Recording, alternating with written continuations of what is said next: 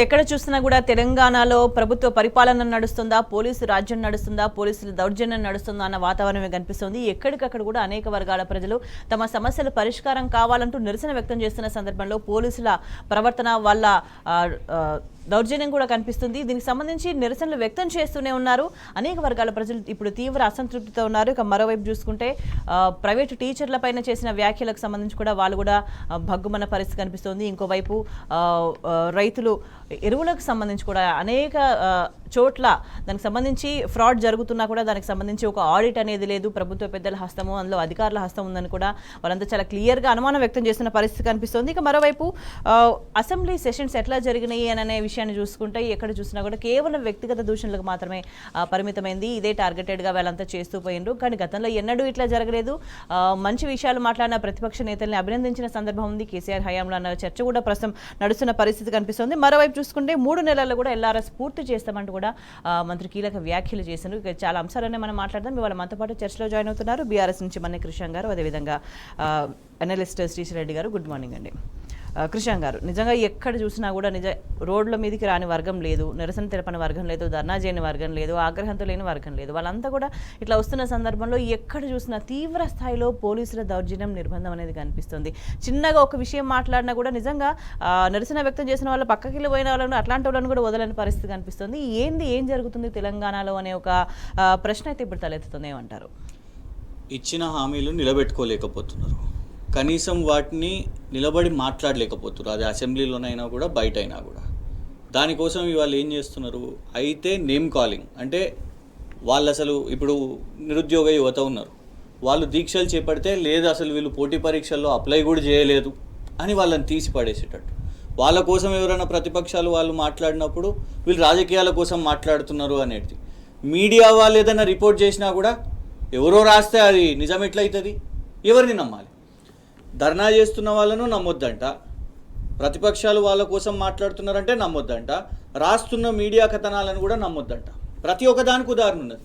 మోతీలాల్ అనే యువకుడు తను ఎగ్జామ్ పోటీ పరీక్షలు ఒక 3-4 పోటీ పరీక్షలు హాల్ టికెట్స్ ఉన్నాయి, అవి చూపెట్టే పరిస్థితి, రుజువు చేసుకునే పరిస్థితి ఎందుకు?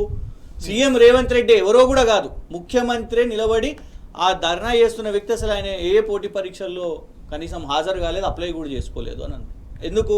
ఆయన రకరకాల డిమాండ్స్తోని పోస్టులు పెంచాలి అని చెప్పారు. మీరు డిఎస్సి కానివ్వండి, ఎన్నో సంఖ్య చెప్పారు. కోమటిరెడ్డి వెంకటరెడ్డి గారు 75,000 ఖాళీలు ఉన్నాయని, రేవంత్ రెడ్డి గారు 25,000 ఖాళీలు ఉన్నాయని, 1:100 గ్రూప్ 1 చేస్తామని, గ్రూప్ 2 పోస్టులు పెంచుతామని, జాబ్ క్యాలెండర్ ఇస్తాం. జాబ్ క్యాలెండర్ యూపీఎస్సీ జాబ్ క్యాలెండర్లో డేట్ టు డేట్ ఉంటుంది.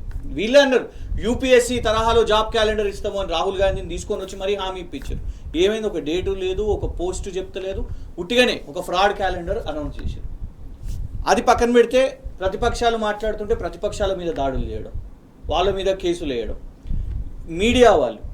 మీడియానే రేవంత్ రెడ్డి గారు ప్రెస్ మీట్ పెట్టి అక్కడ ఢిల్లీలో అదానీకి ఓల్డ్ సిటీలో పవర్ కాంట్రాక్టు అది ఇస్తున్నారు ఆ బిల్స్ సేకరించడానికి అని రాసేసరికి మొన్న అసెంబ్లీలో దాన్ని కేటీఆర్ గారు, ఇతరులు, హరీష్ రావు గారు అందరు లేవనెత్తితే డిప్యూటీ చీఫ్ మినిస్టర్ లేచి ముఖ్యమంత్రి గారు చెప్పిర్రా, ఏదో పేపర్ రాస్తే అది రాసిస్తారు. ఇది వాళ్ళ ధోరణి. ఇక పోనీ బయట ఇది పరిస్థితి అంటే కనీసం అసెంబ్లీలో నిజాలు వస్తాయని అంటే మనం వాళ్ళకి నచ్చిన పేపర్లే కొన్ని చూద్దాం. ఈ మొత్తం అసెంబ్లీ సెషన్లో వాళ్ళ వాదన ఏముండే అనేది. నంబర్ 1, బడ్జెట్కి ముందు రోజు ఇంట్రొడ్యూసింగ్ డే కేటీఆర్ గారు ఏమించుకున్నారు టాపిక్? మనకు కేంద్రం నుంచి, ఎందుకంటే అప్పుడే కేంద్ర బడ్జెట్ వచ్చింది, తెలంగాణ అసెంబ్లీకి ముందు రోజు కేంద్ర బడ్జెట్ వస్తే కేంద్రం నుంచి తెలంగాణకు అన్యాయం జరిగితే రేవంత్ రెడ్డి గారు తీసుకున్న లైన్ ఏంది? కేసీఆర్ గారు దీక్ష చేయాలి, నేను కూడా దీక్ష చేస్తా. కేసీఆర్ గారే దీక్ష చేయాలనుకుంటే నిన్నెందుకు ఎంచుకుంటారు? కేసీఆర్ గారు ప్రభుత్వంలో లేనప్పుడు దీక్ష చేసిర్రు, దీక్ష చేసినందుకు తెలంగాణ రాష్ట్రం వచ్చింది. ఆ తర్వాత తెలంగాణ రాష్ట్రం ఏర్పడ్డ తర్వాత కూడా తెలంగాణ రైతుల కోసం కూడా ప్రభుత్వంగా, ముఖ్యమంత్రిగా మొత్తం క్యాబినెట్ని తీసుకుపోయి మరీ దీక్ష చేశారు. అప్పుడే ధాన్యం కొనుగోలు చేసే పరిస్థితి వచ్చింది. లేకపోతే మీరు నూకలు తినండి అని కేంద్ర మంత్రులు అన్నారు. నువ్వా నేర్పియాలి దీక్ష గురించి? ఇది మీ అసెంబ్లీ సెషన్ నంబర్ 1. ఇది ఫ్రంట్ పేజ్. ఆ తర్వాత బడ్జెట్ అందరం చూసినాం. Next day budget. ఆ బడ్జెట్లో ఒక పాలసీ లేదు, ఏం లేదు. తర్వాత మీటర్లపై, స్మార్ట్ మీటర్లపై అందులో ముఖ్యమంత్రి అందులో ఏం చేస్తాడు? అక్షరాలను మింగేస్తాడు. వ్యవసాయ మోటార్లకు లేని దాని విషయం మీద అప్పుడు కేసీఆర్ గారు కేవలం నార్మల్ కన్జ్యూమర్స్ కోసం, నాన్ అగ్రికల్చర్ కోసం అని అంటే ఇగోండి అది అగ్రికల్చర్ కోసము అని అన్నారు. కేంద్రాన్ని నిలదీసే దాన్ని పక్కన పెట్టి కేసీఆర్ గారిని బద్నాం చేసే ప్రయత్నం చేశారు. ఇది ఇంకో అబద్ధం. తర్వాత నెక్స్ట్ డే పోనీ ఫ్రంట్ పేజ్ చూద్దాం, యాదాద్రి ప్లాంట్లో దోపిడీ, 1000 కోట్ల దోపిడీ అని. నువ్వు ముఖ్యమంత్రివి కదా, మరి ఎందుకో ఎక్కడ కూడా నీ ఆడిట్ రిపోర్ట్స్లో కనబడతలేవు. మీరు ఇవే దోపిడీలు అని చెప్తున్నారు, ఆడిట్ రిపోర్ట్లో కనబడదు. సోషో ఎకనామిక్ దాంట్లోనేమో బ్రహ్మాండమైన జీడిపి, తెలంగాణ అభివృద్ధి చేస్తున్నది, ఎకనామిక్ గ్రోత్, ఇన్నోవేషన్, ఇవన్నీ చెప్తారు. కానీ ఆరోపణలు మాత్రం ఇది. దాని తర్వాత మరుసటి రోజు అక్కలు ఇక్కడ ముంచి అక్కడ తేలారు.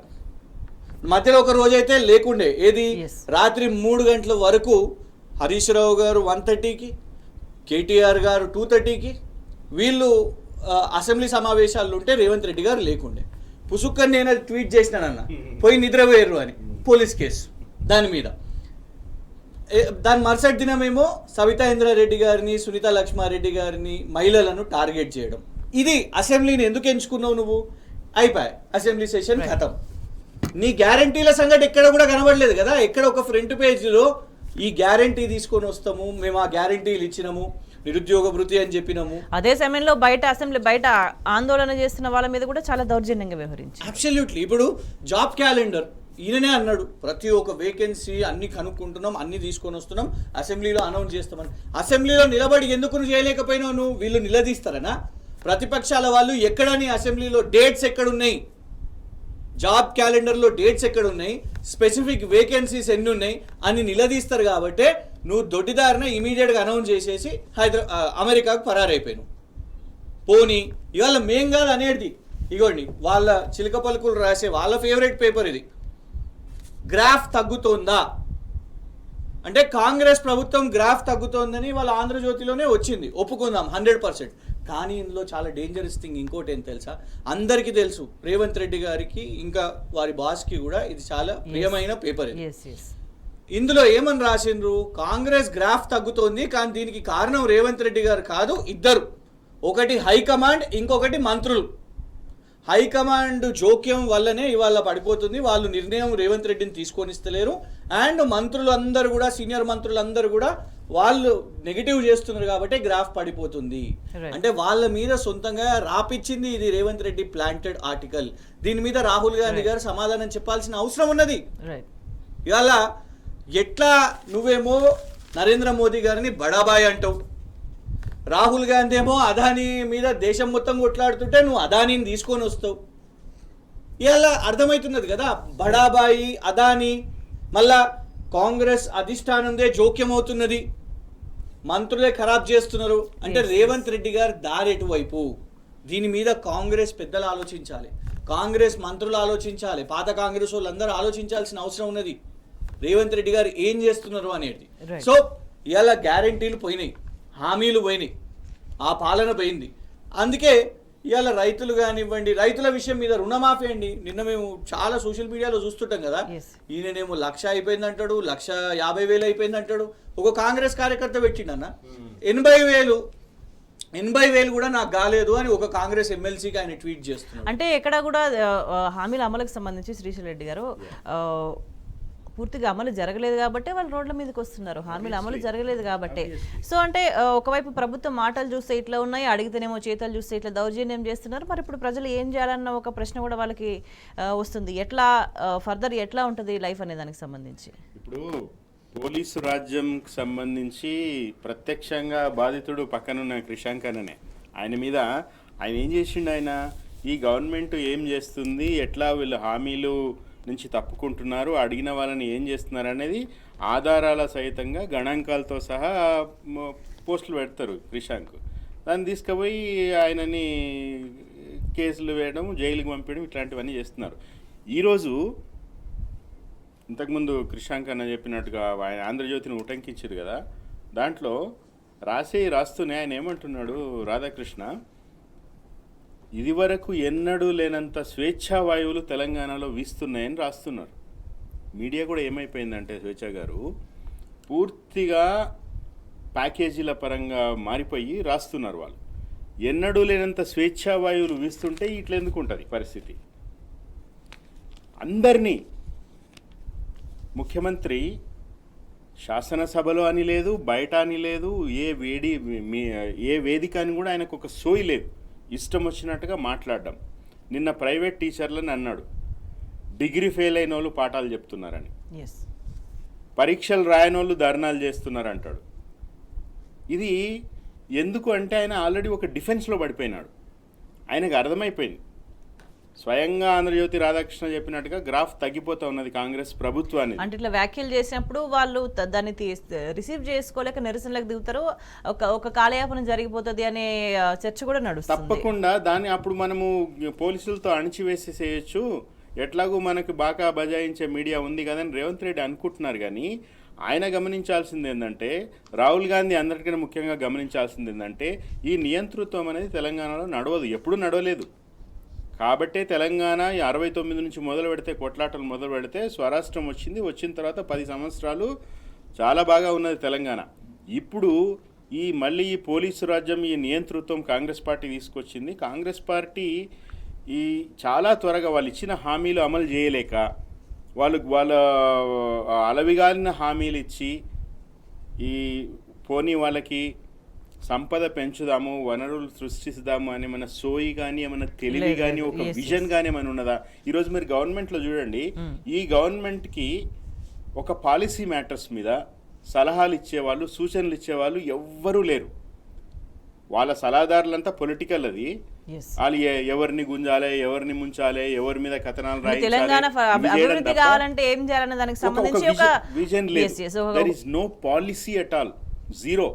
సో ఇప్పుడు అది బడ్జెట్ కానీ, లేకపోతే ఒక అలొకేషన్ కానీ, లేకపోతే రిసోర్సెస్ అలొకేషన్ చేసినవి ఎట్లా స్పెండ్ చేస్తున్నామని కానీ ఏమీ లేదు. అంటే ఇప్పుడు విజన్ లేదని అనుకున్నా తర్వాత కన్నా ఆలోచిస్తారంటే కూడా దానికి సంబంధించి కూడా ఒక నమ్మకం కానీ, స్పష్టత కానీ లేదు. ఇక చాలా అంశాలు, భవిష్యత్ దృష్టి కూడా చాలా అంశాలు చర్చిద్దాం. కృష్ణ గారు, కాంగ్రెస్ అధికారంలో రాకముందు ఒక మాట చెప్పి ఇమ్మీడియట్ గా మళ్ళా మాట మార్చిన అంశాలు కీలకంగా ఉంది. LRS కి సంబంధించిన వ్యవహారం ఇప్పుడు మరి 3 నెలల్లో దాన్ని అమలు చేస్తామని చెప్పేసి, పూర్తి చేస్తామని చెప్పేసి క్లియర్ గా చెప్తున్నారు మంత్రి.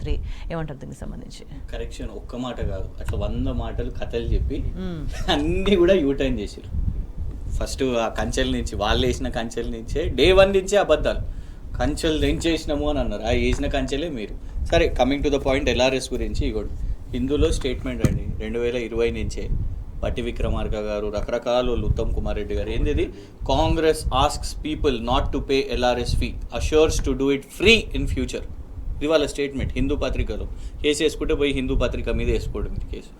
వీడియోలు కూడా ఉన్నాయి, మన దగ్గర ఎక్కువ టైం లేదు అదంతా చూపెట్టడానికి. అంటే అప్పుడు రకరకాల కేసీఆర్ గారి ప్రభుత్వం మీద మీరు LRS చేస్తారా, LRSకి డబ్బులు వసూలు చేస్తారా అని ఇవన్నీ కూడా బద్నాం చేసి ప్రభుత్వంలోకి వచ్చిన తర్వాత, ఇదే కాదు కేవలం LRS ఒకటే కాదు, యువత విషయంలో కూడా ఎగ్జామినేషన్ ఫీ అన్నిటికి ఒకటేసారి ఒకటే ఎగ్జామినేషన్ ఫీ ఉంటుంది, చాలా తక్కువ అమౌంట్ ఉంటుంది, మినిమం అమౌంట్ ఉంటుంది అని చెప్పి మళ్ళీ తర్వాత ఎగ్జామినేషన్ ఫీలు కూడా రకరకాల ఫీలు, రిజిస్ట్రేషన్ ఫీలు కానివ్వండి, రియల్ ఎస్టేట్ కానివ్వండి, ఇవన్నీ కూడా ఒక మాట అనేది ఇచ్చిన మాట, ప్రజలకు మేము ఈ మాట ఇచ్చినాం.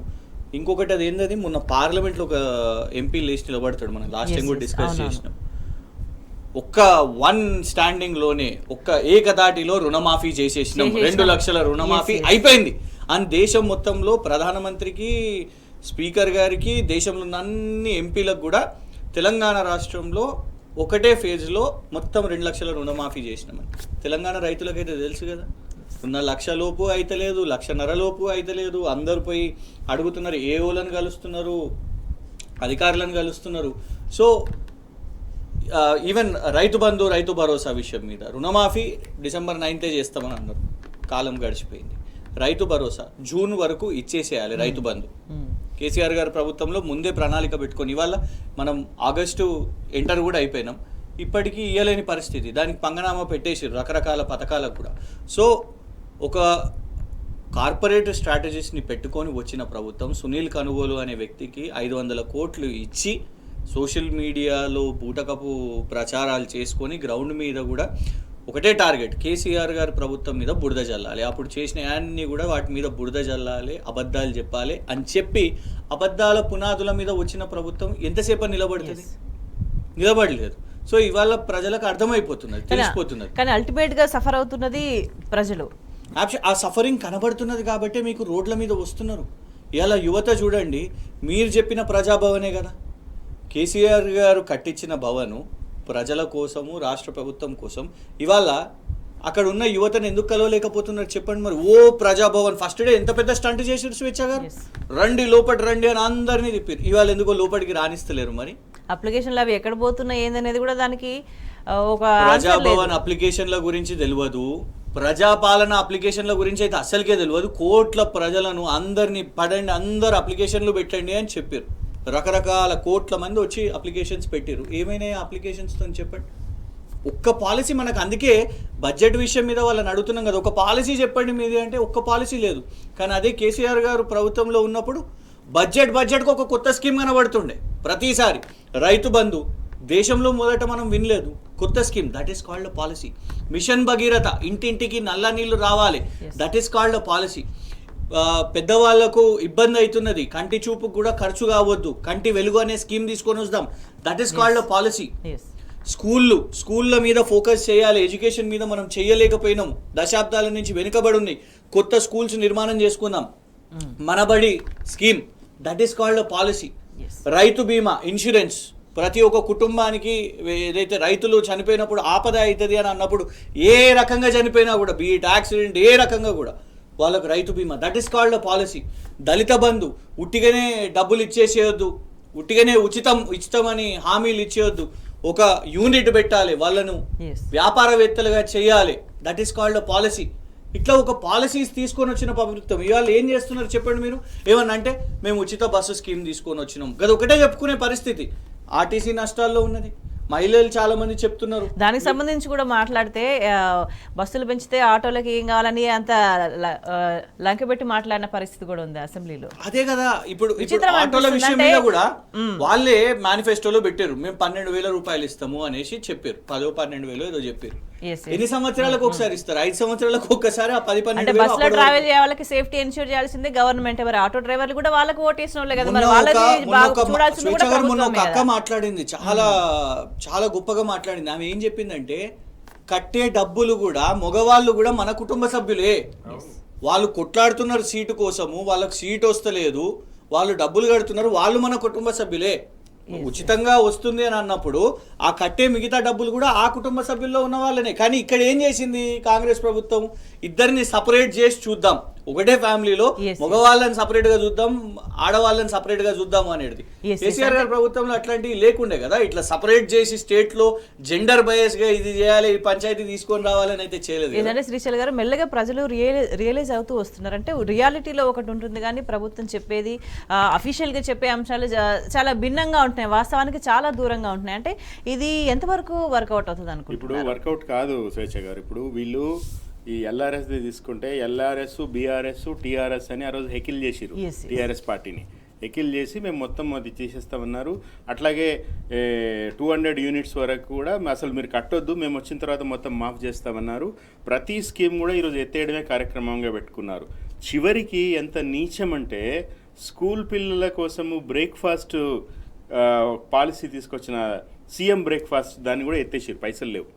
ఈరోజు పిల్లలు మొన్న సబితా ఇంద్రారెడ్డి గారు చెప్పినట్టుగా స్కూళ్ళకు పోతే పిల్లలు, నిజంగా ఇది ఎగ్జాగరేషన్ అనిపిస్తుంది కానీ, స్కూళ్ళకు పోతే విషాహారం, బయట ఉంటే కుక్కలకి బలి, ఇట్లా జరుగుతోంది ఈరోజు పరిస్థితి. ఇండిఫరెన్స్ ఉంది ఈ ప్రభుత్వంలో. మాలిన హామీలు ఇచ్చేసి అరచేతిలో వైకుంఠం చూపించారు. ఈరోజు అయితే వైకుంఠం లేకుంటే ఊకుంటాం అన్నట్టు ఉంది వాళ్ళ కాంగ్రెస్ పార్టీ పరిస్థితి. సో ఖచ్చితంగా ప్రజల తిరుగుబాటు అనేది మొదలైంది. అందరూ వీధుల్లోకి వస్తున్నారు. ఈరోజు నిరుద్యోగులు వస్తున్నారు, విద్యార్థులు వస్తున్నారు, మహిళలు వస్తున్నారు. విశాంగన చెప్పినట్టుగా ఈరోజు ఆ బస్సుల గురించి నేను మొన్న ఒక వీడియో చూసిన, సరే వీడియో చూపించే టైం లేదు కానీ, బూతులు తిడుతున్నారు మహిళలు, బూతులు తిడుతున్నారు గవర్నమెంట్ని. ఎవడియమన్నాడు రా నిన్ను బస్సు, ఒకవైపు బస్ ఇచ్చినావు కానీ మిగిలిన కట్ చేసినావు. అంటే కొంచెం గుండె ధైర్యం ఉన్న వాళ్ళు సరే బయటకు వచ్చి ధర్నాలు చేస్తారు, మాట్లాడుతున్నారు కానీ మాట్లాడలేని పరిస్థితుల్లో ఉన్న వాళ్ళు చాలా కుమిలిపోతున్నారు, చాలా ఆందోళన ఉన్నారు, చాలా దారుణమైన పరిస్థితులు కూడా కనిపిస్తున్నాయి. దాని గురించి కూడా మనం డిస్కస్ చేద్దాము. కృష్ణ గారు, ఇంతకు ముందు మనం మాట్లాడుకున్నట్టుగా నిజంగా అన్ని వైపుల నుంచి సమస్యలు చుట్టుముట్టినప్పుడు ఏదో సందర్భంలో మానసికంగా లో ఫీల్ అవుతుంటారు, ఉద్వేగానికి లోనవడం, ఈ పరిష్కారం ఏంటి అని ఏది తెలియని సందర్భాల్లో ఇప్పుడు మనం ఈరోజు పేపరే చూసుకుంటే ఒక దగ్గర రైతు ఆత్మహత్య చేసుకున్నారు, గుండెపోటుతో డ్రైవర్ చనిపోయినారు, 3 నెలలుగా ఈఎంఐస్ కట్టుకోలేక. ఇంకొక వైపు చూస్తే సివిల్స్ స్టూడెంట్ కూడా ఆవేదన చెంది సూసైడ్ చేసుకున్న సందర్భం కనిపిస్తుంది.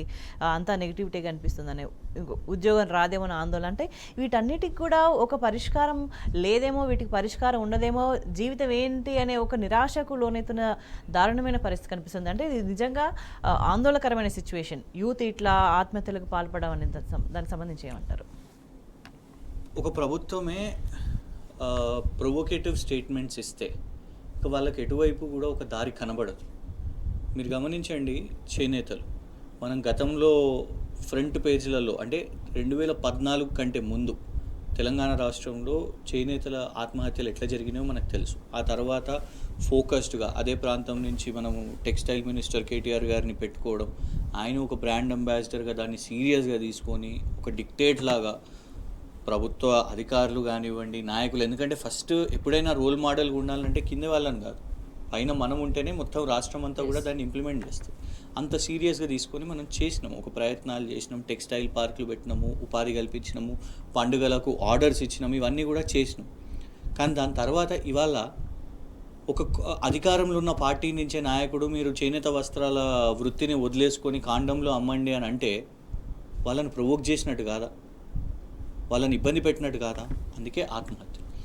రైతు బంధు ఒక మంచి స్కీమ్ తీసుకొని వచ్చినాం. అది చూసిన తర్వాత తెలంగాణ ప్రభుత్వాన్ని చూసిన తర్వాత ఒక వెస్ట్ బెంగాల్, ఒక దేశంలో ఉన్న వాళ్ళు సరే తక్కువనే ఇస్తారు కావచ్చు, మన అంతా ఇవ్వకపోయినా ఏదో కొంత కేంద్రంలో ఉన్న వాళ్ళు కొంత ఇచ్చినా కూడా, చాలా సగానికి సగం ఇచ్చినా కూడా మనం ఒక మంచి స్కీమ్ తీసుకొని వచ్చినాం.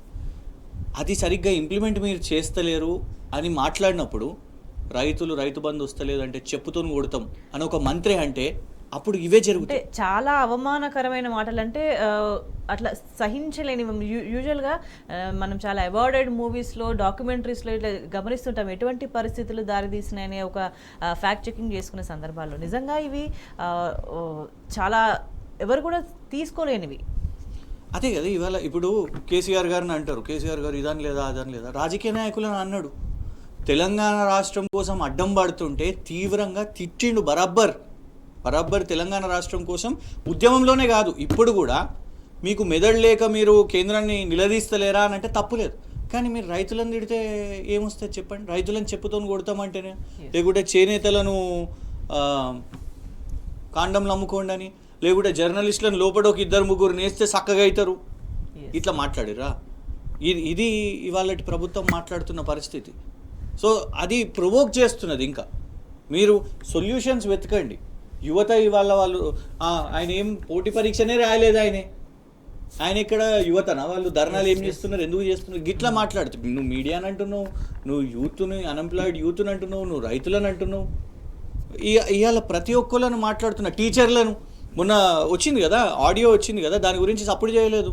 ప్రెస్ కాన్ఫరెన్స్లో 2 మాట్లాడుతున్నారు, అదేంటది బొంగులే ఉద్యోగస్తులు, బొంగులే అని. గది భాష తీరు. కేసీఆర్ గారు ఓటమిని ఎంజాయ్ చేసిరు ఉద్యోగులు. నిజంగా మాట్లాడుకుందాం, ఎంజాయ్ చేసిరు. ఎప్పుడైతే ఇట్లా అనలేదు కదా, ఎప్పుడు సమావేశాలు పెట్టినప్పుడు వాళ్ళతో కూర్చున్నారు. ఆర్థిక పరిస్థితులు, ఇబ్బందులు ఉన్నా కూడా సాధ్యమైనంత కూడా ఎట్లా వెసులుబాటు చేసుకుంటూ, ఎందుకంటే మనం చూడండి కాంగ్రెస్ ప్రభుత్వం రిలీజ్ చేసిన బడ్జెట్లోనే సోషియో ఎకనామిక్ అవుట్లుక్లోనే చెప్తున్నది కదా, కోవిడ్ని మనం ఎట్లా డీల్ చేయగలిగినాం, గాడిలో పెట్టినాం మనము ఆర్థిక పరిస్థితిని. దేశవ్యాప్తంగా రాష్ట్రపతి గారు దాంట్లోనే ఉండే కోవిడ్ క్రైసిస్ వెల్ మేనేజ్మెంట్ మనం చేసినామని, ఎకనామిక్ మేనేజ్మెంట్. సో అవన్నీ ఉన్నా కూడా ఎంజాయ్ చేసిరు కొందరు, సెక్రటేరియట్ల దగ్గర మిఠాయిలు పంచారు. కానీ ఇవాళ చూడండి పైనకి డ్రామా, రేవంత్ రెడ్డి గారి ప్రభుత్వం పైనకి డ్రామా, లోపల ఏం మాట్లాడుతుందో తెలుస్తున్నది, ఆ బొంగులే ఏం చేసుకుంటారు అని అట్లా మాట్లాడుతున్నారు. సో మేము అనేది ఏంటంటే సొల్యూషన్ ఫస్ట్, దానికంటే ముందు గౌరవం ఇవ్వండి. వీళ్ళని ఇట్లాంటి మాటలు మాట్లాడడం కాదు. రైతులను కానివ్వండి, చేనేతలను కానివ్వండి, ఉద్యోగులను కానివ్వండి. ఉద్యోగులను మనం మాట్లాడిన ప్రతిసారి కూడా బాజాబ్తా అయిపోయినాం, వాళ్ళు ఉద్యమకారులు, ఆర్టీసీ వాళ్ళు ఉద్యమకారులు. ఇవాళ విలీనం విషయం మీద, ఇంకా కూడా చాలా సమస్యల విషయం మీద వాళ్ళు ఒక కాంక్రీట్ సొల్యూషన్ కాంగ్రెస్ ప్రభుత్వం కూర్చొని ఎవరితోనో మాట్లాడినట్టయితే పెద్దగా కనబడలేదు. అంటే శ్రీశైల్ గారు, అంటే ఎక్కడ చూస్తున్నా కూడా ఒక హామీల అమలుకు సంబంధించి వాళ్ళు హామీలు ఇచ్చిండ్రు, వాటిని నమ్మి ప్రజలు వాళ్ళకి ఓట్లు ఇస్తుండ్రు, వాటి గురించి క్వశ్చన్ చేస్తుంటే మాత్రం ఇటువంటి వ్యవహార శైలి. ఇప్పుడు రేవంత్ రెడ్డి గారు he's known for that foul mouth అమ్మ. మొదటి నుంచి ఆయన క్యారెక్టర్ అంతే. ఆయన కోదండరామ్ గారు రాజకీయాలకు పనికిరాడు అన్నాడు రేవంత్ రెడ్డి స్వయంగా. తన మంత్రివర్గ సహచరుడు శ్రీధర్ బాబు పక్కన ఉండగా శ్రీధర్ బాబుది మేనేజ్మెంట్ కోటానే కానీ బాగా పనిచేస్తున్నాడు అన్నాడు. సో వీళ్ళకు పౌరుషం ఉండాలన్నా ఉండద్దా? నిండు సభలో నీ అమ్మకి తక్కువ లేకుండా మాట్లాడుతున్నారు ఈరోజు ఎమ్మెల్యేలు. సో బయట ఎట్లా గౌరవం ఇస్తారు వీళ్ళు? ఒకటి ఏంటంటే మనం ఇచ్చిన హామీలు నెరవేర్చలేము అనేది అర్థమైపోయింది వాళ్ళకి. ఫండ్స్ మొబిలైజ్ చేయడం చేత కదని అర్థమైపోయింది వాళ్ళకి. ఇప్పుడు ఏంది, కేసీఆర్ ప్రభుత్వం అంతా తాగుబోతుల మయము అని మాట్లాడిన కాంగ్రెస్ పార్టీ ఈరోజు ఎక్సైజ్ శాఖకి టార్గెట్లు పెట్టింది. ఆడికెళ్ళి పైసలు రావాలి, భూముల వాల్యూస్ పెంచి రిజిస్ట్రేషన్కి వెళ్ళి పైసలు రావాలి. సో ఆ వచ్చిన పైసల్లో సగము ఏఐసిసికి కప్పం కట్టాలి, వీళ్ళ పదవులు కాపాడుకోవాలి. ఇంకా ఈ రాష్ట్రానికి సంబంధించిన ప్రజలకు సంబంధించిన ఆలోచనలు ఏడికెళ్ళి చేస్తారు? పైసలేడున్నాయి? ఏ హామీలు నెరవేరుస్తారు? 6 గ్యారంటీలో ఒకటి కూడా సాధ్యం కాదు, వీళ్ళు చేయలేరు. అది రాసి పెట్టుకోండి, it is return on the wall. So కాబట్టి ఏంది, ఇప్పుడు ఫ్రస్ట్రేషను. ఎవరు హక్కుల గురించి మాట్లాడినా కూడా వాళ్ళని బూతులు తిట్టడం, సీఎం దగ్గర నుంచి కింద వరకు ఇప్పటిదాకా కృషాంగన చెప్పినట్టుగా ప్రతి మంత్రి ప్రతి ఎమ్మెల్యే అందరినీ బూతులు తిట్టడం మొదలైంది. కానీ దాని పరిణామాలు ఈరోజు సమాజంలో వస్తూ ఉన్నాయి, గమనిస్తున్నారు, ప్రజలు తిరగబడుతున్నారు. ఇదేదో టీ న్యూస్లో కూర్చొని బీఆర్ఎస్కి అనుకూలంగా మాట్లాడడం కాదు ఇది. This is what is happening. మీ చాప కిందికి నీళ్ళు వస్తున్నాయి. అది కాంగ్రెస్ పార్టీ అధిష్టానం గమనించాలి, రాహుల్ గాంధీ గమనించాలి. ఎంత త్వరగా ఈ రేవంత్ రెడ్డి అనే ఒక అరాచక ముఖ్యమంత్రి దిగిపోతే అంత త్వరగా ఈ రాష్ట్రానికి మేలు జరుగుతుంది. రేవంత్ రెడ్డిని దించడానికి అవసరమైతే కుట్రలు కూడా చేయాలని నేను కేసీఆర్ గారికి విజ్ఞప్తి చేస్తాను. ఓకే ఓకే అంటే ఇవాళ ఇట్లా మాట్లాడుతున్నారు, ఇట్లా వ్యాఖ్యానాలు జరుగుతున్నాయి, హింసను ప్రేరేపించే విధంగా ఉంటున్నాయి అని అనుకుంటున్నాం. కానీ అల్టిమేట్గా అయితే ప్రజల భద్రతకు సంబంధించిన క్వశ్చన్గా కూడా మరి ప్రమాదం. అబ్సల్యూట్లీ. వీళ్ళు ఎంతసేపు కూడా రాజకీయాలు మాట్లాడడము ప్రజలకు సంబంధించిన ఇది తప్ప. హరీష్ రావు గారు రాసిరమ్మా ఈరోజు వచ్చింది, మీరు రాజకీయాలు పక్కన పెట్టండి, ముందు రిజర్వాయర్లు నింపండి అని అంటున్నారు. ఇప్పుడు రైతు బంధు ఇయ్యక రైతుల్ని గోసబెడతారు. ఈరోజు రిజర్వాయర్లలో నీళ్లు ఉండగా కూడా కేసీఆర్ ప్రభుత్వాన్ని బద్నాం చేయడానికి ఈ రోజు కూడా గత ప్రభుత్వం అని రాసుకుంటూ మీడియాలల్లా ఈ రోజు కూడా నీళ్లు నింపకుండా రైతుల పంటలు ఎండబెట్టి రైతుల పొట్టగొట్టి ఈ రోజు ఏం చేస్తున్నారు వీళ్ళు? ఖచ్చితంగా మొత్తం వీళ్ళు ఏవైతే ఏ సెక్షన్ ని దృష్టిలో పెట్టుకుని 6 గ్యారంటీలు అన్నారో బ్రాడ్గా ప్రతి సెక్షన్ కూడా తిరగబడుతున్నది. వీళ్ళు కర్ణుడి చావుకి 6 కారణాలు ఎట్లా ఉన్నాయో ఈ ప్రభుత్వం పడిపోవడానికి 6 గ్యారంటీలు కారణమవుతాయి. రైట్. ఏదేమైనా కూడా అన్ని వర్గాల నుంచి ప్రభుత్వ వైఖరి పట్ల తీవ్ర వ్యతిరేకత వ్యక్తమవుతుంది. ఇప్పటికైనా కూడా వైఖరి మార్చుకుంటే తప్ప ఒక పరిష్కారం ఉండదు అనే అభిప్రాయం వ్యక్తమవుతుంది. చర్చలో పాల్గొన్న కృష్ణ గారికి, శ్రీశైల్ గారికి ధన్యవాదాలు. That's all for now. Stay tuned.